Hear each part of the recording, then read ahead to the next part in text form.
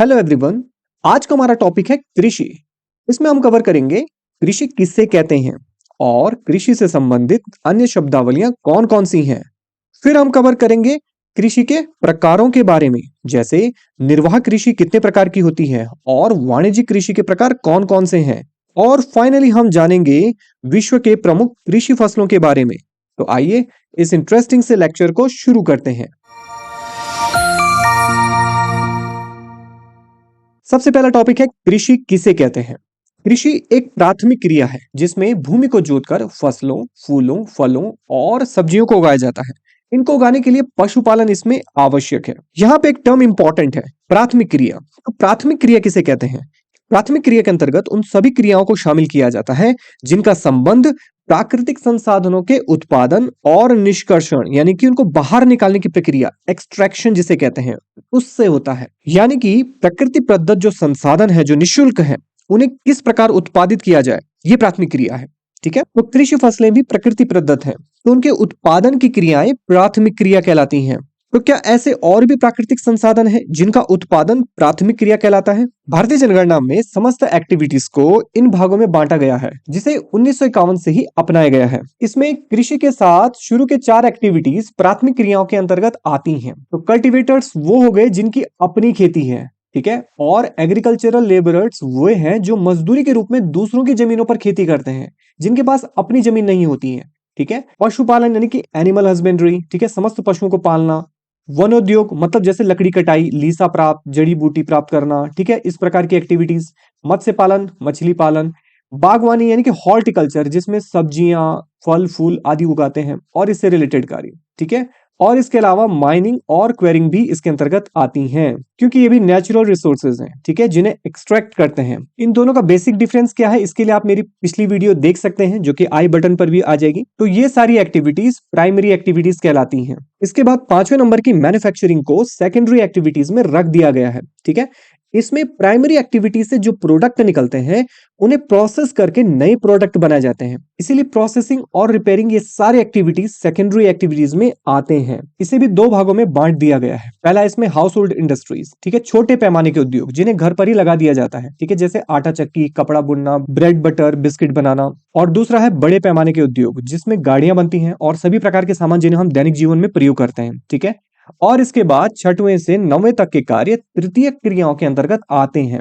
इसमें कंस्ट्रक्शन कार्य, building, road, नहर, डैम बनाना, ठीक है, ये सब चीजें इसके अंतर्गत आती हैं। ट्रेड एंड कॉमर्स, जितनी भी दुकानें हैं, होटल हैं, व्यापार क्षेत्र हैं, वो इसके अंतर्गत आते हैं। ट्रांसपोर्ट, जितनी गाड़ियां चलती हैं, ट्रेन है, जहाज है, जलयान है, ये सभी सेवाएं देते हैं। तो इस प्रकार सारी एक्टिविटीज को इन 3 क्रियाओं में क्लासिफाइड कर दिया गया है। तो इसमें डायरेक्ट प्रकृति से जुड़े हुए कार्य प्राथमिक क्रियाओं के अंतर्गत आते हैं, जिसमें कृषि भी शामिल है। तो कृषि में जमीन को खोदा जाता है, जिसे जुताई करना कहते हैं। ठीक है, फिर उसमें गोबर मिलाया जाता है यानी कि खाद, और इस प्रकार कृषि के लिए मिट्टी तैयार की जाती है। ठीक है, फिर उसमें बीज डाले जाते हैं और सिंचाई की जाती है। समय समय पर उसमें खरपतवार हटाई जाती है, जिसे निराई गुड़ाई करना कहते हैं। और फाइनली जो प्रोडक्ट हमारे सामने आता है उसे हम फसल कहते हैं। ठीक है, तो देखा जाए कृषि क्या है, एक पूरा सिस्टम है जिसे कृषि तंत्र कहते हैं। ठीक है, और इस कृषि तंत्र का जो फाइनल प्रोडक्ट है वो हमारा फसल है। तो जैसी फसलें उगेंगी उसके कारण कृषि का नामकरण भी अलग अलग हो जाता है। ठीक है, यानी कि अगर हम केवल खाद्यान्न फसलों को उगा रहे हैं तो उस प्रक्रिया को हम एग्रीकल्चर का नाम देते हैं। अगर हम रेशम के कीड़ों का उत्पादन कर रहे हैं तो इस कृषि को सेरिकल्चर कहा जाता है। ठीक है, तो यहाँ पर उत्पादन फसल नहीं है, बल्कि रेशम के कीड़ों से धागे निकालना है, तो इसके लिए जो कृषि कार्य किया जाता है उसे सेरिकल्चर कहते हैं। मत्स्य पालन को पिसीकल्चर कहते हैं। अंगूर की खेती करने को विटिकल्चर कहते हैं। हॉर्टिकल्चर यानी कि उद्यान कृषि, इसमें क्या किया जाता है, जो हमारी सब्जियां हैं, फल है, फूल है, इन सबको व्यापारिक उपयोग के लिए हम उत्पादित करते हैं। ठीक है, तो जैसी हमारी फसल होगी हमारी कृषि का नाम वैसा ही कहलाएगा। तो आइए अब जानते हैं कृषि के प्रकारों के बारे में। ठीक है, कृषि बेसिकली 2 प्रकार से की जाती है, एक होता है निर्वाह कृषि और दूसरा होता है वाणिज्यिक कृषि।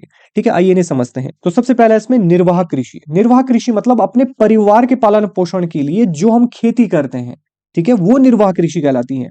और इस प्रकार की कृषि हम कब करेंगे, जब हमारे पास खेत कम होंगे, छोटे होंगे। तो इन छोटे छोटे खेतों में साधारण औजारों से खेती करने को कहते हैं गहन निर्वाह कृषि। गहन निर्वाह कृषि मतलब जब किसान छोटे छोटे खेतों में साधारण औजारों से अधिक परिश्रम करके खेती करता है, तो यह कृषि गहन निर्वाह कृषि कहलाती है। बेसिकली पहाड़ी क्षेत्रों में इस प्रकार की कृषि कार्य किया जाता है, ठीक है। पूर्वी और दक्षिण पूर्वी एशिया के पहाड़ी क्षेत्रों में इस प्रकार की कृषि की जाती है। और स्थानांतरित कृषि भी निर्वाह कृषि के लिए ही की जाती है, मतलब परिवार के पालन पोषण के लिए ही की जाती है। स्थानांतरित कृषि में वृक्षों को काटकर और उन्हें जलाकर भूखंड को साफ किया जाता है। सबसे पहले ये काम किया जाता है, ठीक है। तब उस राख को मिट्टी में मिला देते हैं और फिर उसमें मक्का, रतालू, आलू, कसावा फसलें उगा देते हैं, ठीक है। कुछ समय बाद जब भूमि की उर्वरता समाप्त हो जाती है तो फिर उस भूमि को छोड़ दिया जाता है और कृषक फिर नए भूखंड पर चला जाता है। तो ये प्रोसेस करते जाते हैं, इसीलिए इसे स्थानांतरित कृषि कहते हैं। मतलब इसमें स्थान परिवर्तन होता रहता है, ठीक है। स्थानांतरित कृषि को कर्तन एवं दहन कृषि के रूप में भी जाना जाता है। तो जंगलों को जलाकर जो खेत तैयार होंगे उससे तो केवल पेट भरने के लिए ही अनाज उत्पादित होगा। इस प्रकार की खेती अमेजन बेसिन के सघन वन क्षेत्रों, उष्णकटिबंधीय अफ्रीका, दक्षिण पूर्वी एशिया और उत्तर पूर्वी भारत के भागों में की जाती है। इस प्रकार की खेती को अलग अलग जगह अलग अलग नामों से पुकारते हैं, जैसे मैक्सिको में मिल्पा, ब्राजील में रोका, मलेशिया में लदांग और उत्तर पूर्वी भारत में इसे झूमिंग नाम से जाना जाता है। तो स्थानांतरित कृषि भी निर्वाह कृषि के अंतर्गत आती है। इसके साथ साथ निर्वाह कृषि में चलवासी पशुचारण भी शामिल है। चलवासी पशुचारण बेसिकली सहारा के अर्धशुष्क और शुष्क प्रदेशों में, मध्य एशिया और भारत के कुछ भागों जैसे राजस्थान तथा जम्मू कश्मीर में की जाती है, ठीक है। इसमें पशुचारक अपने पशुओं के साथ चारे और पानी के लिए एक स्थान से दूसरे स्थान पर भ्रमण करते हैं। ये बेसिकली भेड़, ऊंट, मवेशी, याक, बकरियां पालते हैं और दूध, मांस, ऊन, खाल और अन्य उत्पाद उपलब्ध कराते हैं, ठीक है। तो इस प्रकार निर्वाह कृषि में गहन निर्वाह कृषि, स्थानांतरित कृषि और चलवासी पशुचारण आते हैं, जिनसे केवल अपना और अपने परिवार का भरण पोषण होता है। नेक्स्ट है इसमें वाणिज्यिक कृषि। इसमें फसलों का उत्पादन व्यापार की दृष्टि से किया जाता है। तो व्यापार की दृष्टि से अगर उत्पादन किया जाएगा तो मतलब हमें अधिक जमीन चाहिए, अधिक पूंजी चाहिए, हमें आधुनिक मशीन चाहिए और बड़े स्टोरेज चाहिए, ठीक है। तो व्यापारिक रूप से जो कृषि कार्य किया जाता है वो अलग अलग उद्देश्य के लिए किया जाता है, ठीक है। जैसे अगर खाद्यान्न फसलों का व्यापार करना हो तो वो वाणिज्यिक अनाज कृषि कहलाता है। इसमें मुख्य रूप से गेहूं और मक्का की खेती की जाती है। उत्तरी अमेरिका, यूरोप और एशिया में व्यापारिक अनाज कृषि बड़े पैमाने पर की जाती है। ये कृषि क्षेत्र बेसिकली फार्म हाउस होते हैं, ठीक है, सैकड़ों हेक्टेयर के बड़े बड़े फार्म हाउस। दूसरा है इसमें मिश्रित कृषि। इसमें भोजन के साथ साथ चारा और पशुपालन जैसी एक्टिविटीज भी शामिल की जाती हैं। यह भी पूर्वी संयुक्त राज्य अमेरिका, यूरोप, अर्जेंटीना, दक्षिण पूर्वी ऑस्ट्रेलिया, न्यूजीलैंड और दक्षिण अफ्रीका में बड़े पैमाने पर की जाती है। फाइनली इसमें रोपण कृषि। इसमें मुख्य रूप से चाय, कहवा, काजू, रबड़, केला, कपास, नारियल इस प्रकार की खेती की जाती है, ठीक है। इसके प्रमुख जो क्षेत्र हैं वो विश्व के उष्ण कटिबंधीय प्रदेश हैं। इसमें मलेशिया में जैसे रबड़, ब्राजील में कहवा, भारत और श्रीलंका में चाय की खेती की जाती है। तो ये है रोपण कृषि, ठीक है। अब बात करते हैं दुनिया भर में मुख्य फसलें कौन कौन सी उगाई जाती हैं। पहला इसमें चावल। चावल के लिए अनुकूल दशाएं क्या होती हैं? इसके लिए उच्च तापमान चाहिए, अधिक आर्द्रता चाहिए और वर्षा अधिक चाहिए। चावल के लिए चीका युक्त जलोढ़ मिट्टी की आवश्यकता होती है, जिसमें जल रोकने की क्षमता होती है, ठीक है। इसके उत्पादक देशों में चीन अग्रणी है, ठीक है। इसके बाद भारत, जापान, श्रीलंका आदि देश हैं। यह उष्ण कटिबंधीय और उपोष्ण कटिबंधीय प्रदेशों का मुख्य आहार है, ठीक है। दूसरा इसमें गेहूं। गेहूं को बोते समय मध्यम ताप और वर्षा की आवश्यकता होती है, जबकि कटाई के समय तेज धूप यानी कि गर्मी की आवश्यकता होती है। गेहूं के लिए बेसिकली दोमट मिट्टी की आवश्यकता होती है और इसके प्रमुख उत्पादक देशों में यूएसए, कनाडा, अर्जेंटीना, रूस, यूक्रेन, ऑस्ट्रेलिया और भारत शामिल है। तीसरा इसमें मिलेट। मिलेट यानी कि जैसे भारत में ज्वार बाजरा होता है, वैसे ही सभी मोटे अनाज मिलेट कहलाते हैं। इसके उत्पादन के लिए हमें कम वर्षा की आवश्यकता होती है, उच्च से मध्यम ताप की आवश्यकता होती है और पर्याप्त सूर्य प्रकाश चाहिए होता है। यह बेसिकली कम उपजाऊ और बलुई मिट्टी में आसानी से उत्पादित हो जाता है और भारत, नाइजीरिया, चीन और नाइजर इसके प्रमुख उत्पादक देश हैं। नेक्स्ट है इसमें मक्का। मक्का के लिए हमें मध्यम ताप, वर्षा और अधिक धूप की आवश्यकता होती है और यह बलुई और दोमट मिट्टी में आसानी से उत्पादित की जा सकती है। उत्पादक देशों में उत्तरी अमेरिका, ब्राजील, चीन, रूस, कनाडा, भारत और मैक्सिको प्रमुख हैं। नेक्स्ट है इसमें कपास। कपास के लिए उच्च तापमान, हल्की वर्षा, 200 से 210 दिन पाला रहित दिन चाहिए, ठीक है, और तेज चमकीली धूप। यह बेसिकली काली और जलोढ़ मिट्टी में उत्पादित की जाती है और इसके प्रमुख उत्पादक देशों में चीन, यूएसए, भारत, पाकिस्तान, ब्राजील और मिस्र प्रमुख हैं। नेक्स्ट है इसमें कॉफी। कॉफी के लिए गर्म और आर्द्र जलवायु की आवश्यकता होती है और यह दोमट मिट्टी में उत्पादित की जाती है। ब्राजील, कोलंबिया और भारत प्रमुख उत्पादक देश हैं। नेक्स्ट है इसमें पटसन। पटसन को सुनहरा रेशा भी कहा जाता है। इसके लिए उच्च तापमान, भारी वर्षा और आर्द्र जलवायु की आवश्यकता होती है। यह बेसिकली जलोढ़ मिट्टी में उत्पादित की जाती है और भारत और बांग्लादेश इसके प्रमुख उत्पादक हैं। यह फसल उष्ण कटिबंधीय क्षेत्रों में उगाई जाती है। नेक्स्ट है इसमें चाय। चाय के लिए ठंडी जलवायु, वर्ष भर उच्च वर्षा की आवश्यकता होती है और चाय के लिए हमें मंद ढाल, पर्वतीय मंद ढाल की आवश्यकता होती है और यह दोमट मिट्टी में उत्पादित की जाती है। चीन, भारत, श्रीलंका, केन्या चाय के प्रमुख उत्पादक देश हैं। तो ये थी दुनिया भर की कुछ प्रमुख फसलें। अब बात करते हैं कृषि का विकास किस प्रकार किया जाए। ठीक है, क्योंकि खेत क्या है, लिमिटेड है और बढ़ती जनसंख्या की मांग को पूरा करने के लिए हमें उत्पादन चाहिए।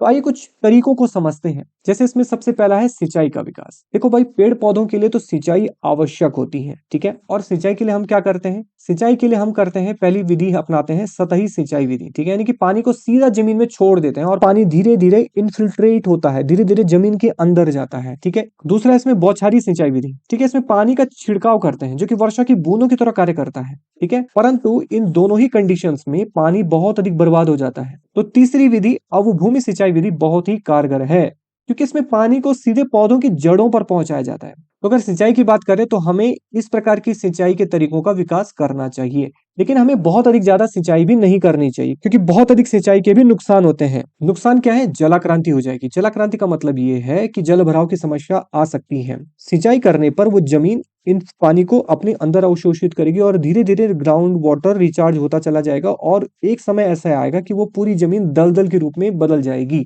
तो जलाक्रांति की समस्या सामने आ सकती है अत्यधिक सिंचाई से। दूसरा है सैलिनिटी की प्रॉब्लम हो सकती है। सैलिनिटी मतलब जमीन में लवण की मात्रा छूट जाना। तो मिट्टी के जो आवश्यक तत्व हैं, पोषक तत्व, वो पानी के साथ साथ मिट्टी के नीचे सतह पर पहुंच जाते हैं और ऊपरी सतह पर केवल लवण ही छूट जाता है जो कि पानी के साथ बहाकर लाया गया है। तो इस सैलिनिटी के कारण भी मिट्टी की उर्वरता नष्ट होने लगती है, ठीक है। तो सिंचाई का विकास हमें करना चाहिए, लेकिन अत्यधिक सिंचाई पर भी हमें रोक लगानी चाहिए। दूसरा, इसमें हमें खाद का प्रयोग करना चाहिए। खाद का प्रयोग तो हम तो करते हैं। खाद में भी हमें जैविक खाद को बढ़ावा देना चाहिए। जैविक खाद का मतलब है हमें गोबर का प्रयोग करना चाहिए, हमें कंपोस्ट खाद का प्रयोग करना चाहिए। कंपोस्ट खाद मतलब जो सड़ी गली पत्तियां हैं, लकड़ियां हैं, उनको हम एक पिट बना करके जो उसमें सड़ा गला देते हैं, तो वो एक कंपोस्ट जो खाद तैयार होती है, हमें उसका प्रयोग करना चाहिए। आजकल वर्मी कंपोस्टिंग का प्रयोग बहुत अधिक हो रहा है। जो केंचुए की खाद है वो बहुत ही अधिक न्यूट्रिशियस मानी जाती है। तो जैविक खाद हमारे पेड़ पौधों और मिट्टी के लिए बहुत ही अधिक इंपॉर्टेंट होता है।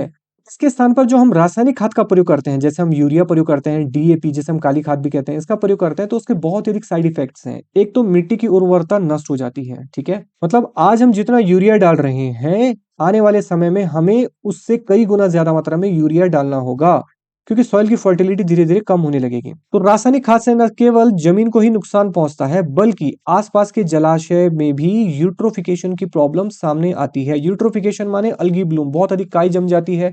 इसके कारण वो पूरा जलाशय नष्ट हो जाता है।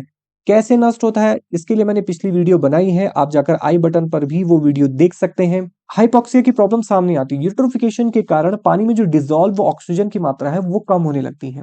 तो रासायनिक खाद के अपने साइड इफेक्ट्स हैं, तो इसके स्थान पर हमें जैविक खाद का प्रयोग करना चाहिए अगर हमें कृषि का विकास करना है। तो इसके साथ साथ हमें मशीनीकरण में वृद्धि करनी चाहिए। देखिए, आधुनिक मशीनों से न केवल लेबर कॉस्ट में कमी आती है, बल्कि इससे उत्पादन भी अधिक होता है और हमारा समय भी काफी अधिक बचता है। और साथ ही साथ हमें परंपरागत बीजों को बढ़ावा देना भी चाहिए। परंपरागत बीज बहुत अधिक इंपॉर्टेंट होते हैं। क्यों? क्योंकि परंपरागत बीज जेनेटिक डाइवर्सिटी पैदा करते हैं। तो जितने भी जेनेटिक मॉडिफाइड क्रॉप्स हैं, जीएम क्रॉप्स जिन्हें हम कहते हैं, ठीक है, जिनसे उत्पादन तो अधिक होता है, लेकिन अगर भविष्य में उन फसलों में कोई भी बीमारी उत्पन्न होती है, तो उन सारी फसलों की जेनेटिक विशेषताएं एक जैसी होने के कारण वो सारी फसल नष्ट हो सकती हैं, ठीक है, और अकाल की समस्या सामने आ सकती है। तो जो परंपरागत बीज है, उनका जो जीन है वो नई जीएम फसलों से अलग है।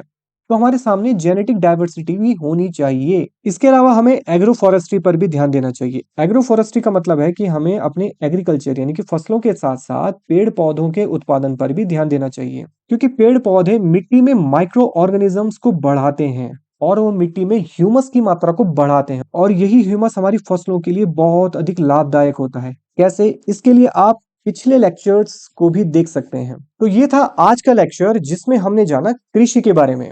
तो मिलते हैं अगली वीडियो में नेक्स्ट टॉपिक के साथ। तब तक के लिए वर्क हार्ड बट जॉयफुली।